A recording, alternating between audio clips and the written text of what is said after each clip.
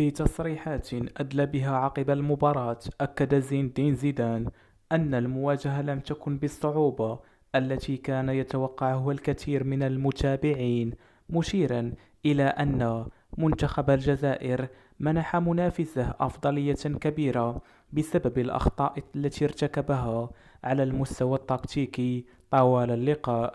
وقال زيدان: بصراحة، عندما تستعد لمواجهة منتخب يتحدث الجميع عن قوته، فإنك تتوقع مباراة مختلفة تماما، لكن ما رأيته على أرضية الملعب هو أن المنافس وجد مساحات كثيرة للعمل والتحرك، خصوصا في منطقة وسط الميدان. في مثل هذه المباريات التفاصيل الصغيرة تصنع الفارق، وعندما تترك هذه المساحات فإنك تسهل المهمة على خصمك.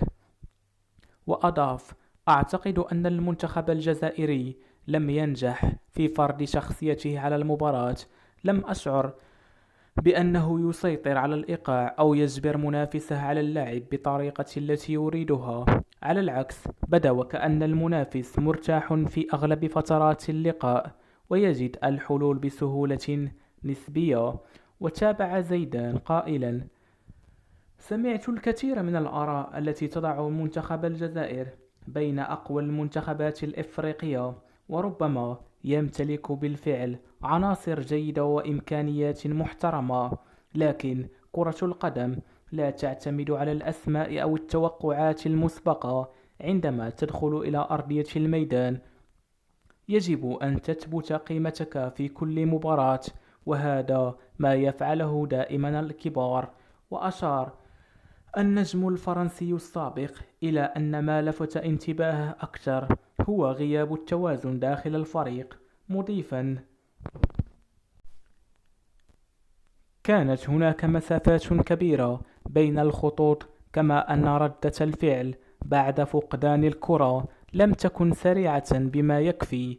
عندما تواجه منافسا منظما وتمنحه كل هذه المساحات، فمن الطبيعي أن تجد نفسك تحت الضغط وأن تدفع ثمن تلك الأخطاء. وأردف قائلا: المنتخبات التي تطمح لأن تكون الأفضل في إفريقيا أو العالم العربي يجب أن تظهر بمستوى ثابت وشخصية قوية في المباريات الكبيرة. لا يكفي أن تحقق بعض النتائج أو أن تمتلك مجموعة من اللاعبين الموهوبين، بل يجب أن يكون لديك مشروعا واضحا وهوية واضحة داخل الملعب. وأضاف زيدان: أعتقد أن هناك مبالغة أحيانا في تقييم بعض المنتخبات بسبب الضجة الإعلامية أو الحماس الجماهيري، لكن في النهاية الحقيقة واحدة التي لا يمكن إنكارها، هي ما يحدث خلال 90 دقيقة. الملعب لا يجامل أحدا. وختم تصريحه قائلا: احترم المنافس، أمر ضروري دائما، لكن التواضع ضروري أيضا. المنتخبات الكبيرة لا تنشغل بإثبات أنها الأفضل عبر الكلام، بل تترك أداءها يتحدث عنها.